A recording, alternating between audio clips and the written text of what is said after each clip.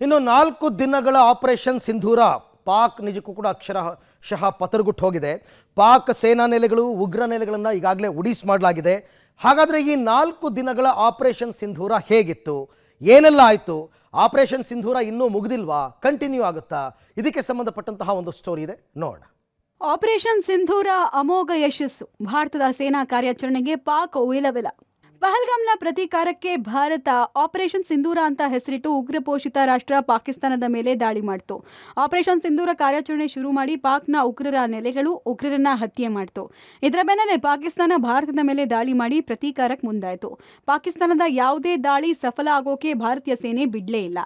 4 ದಿನಗಳ ಕಾಲ ಭಾರತ ಮತ್ತು ಪಾಕಿಸ್ತಾನದ ಮಧ್ಯೆ ದಾಳಿ ಪ್ರತಿದಾಳಿಯಾಗಿ ಪಾಕಿಸ್ತಾನ ಪತ್ರಗುಟ್ಟುವಂತೆ ಮಾಡಿದೆ. ಈ ಮೂಲಕ ಆಪರೇಷನ್ ಸಿಂಧೂರ ಯಶಸ್ವಿಯಾಗಿದೆ. ಪಾಕಿಸ್ತಾನ ಮೇ 7ರಿಂದ 10ರವರೆಗೂ ಭಾರತದ ಗಡಿ ಪ್ರದೇಶ ನಾಗರಿಕರನ್ನ ಗುರಿಯಾಗಿಸಿಕೊಂಡು ದಾಳಿ ನಡೆಸಿತು. ಪಾಕಿಸ್ತಾನದ ಯಾವುದೇ ದಾಳಿ ಸಕ್ಸಸ್ ಆಗೋಕೆ ಭಾರತೀಯ ತ್ರಿಶಕ್ತಿ ಬಿಡಲಿಲ್ಲ. ಪಾಕಿಸ್ತಾನದ ವಾಯು ರಕ್ಷಣಾ ವ್ಯವಸ್ಥೆ ಮತ್ತು ರಡಾರ್ಗಳನ್ನು ತಟಸ್ಥ ಮಾಡಲಾಯಿತು. ಈ ಮೂಲಕ ಆಪರೇಷನ್ ಸಿಂಧೂರ ಅಮೋಘ ಯಶಸ್ಸು ಕಂಡಿದೆ.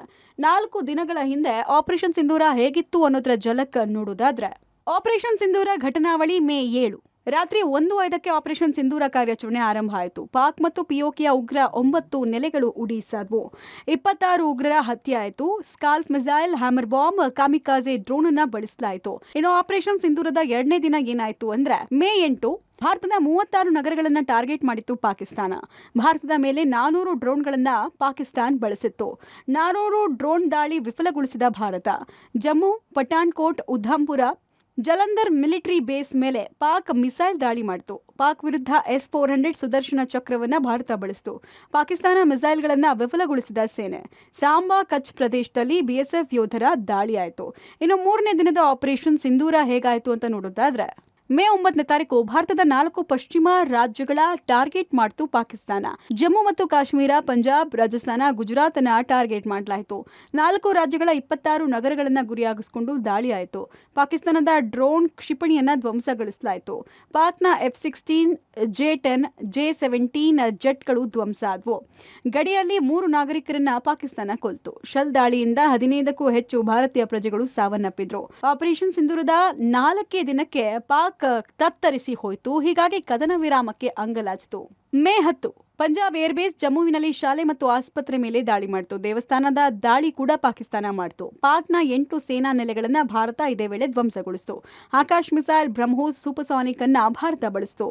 10ರ ಸಂಜೆ ಕದನ ವಿರಾಮ ಘೋಷಣೆ ಆಯಿತು. ರಾತ್ರಿ ಮತ್ತೆ ಪಾಕ್ನಿಂದ ಕದನ ವಿರಾಮ ಉಲ್ಲಂಘನೆ ಆಯಿತು.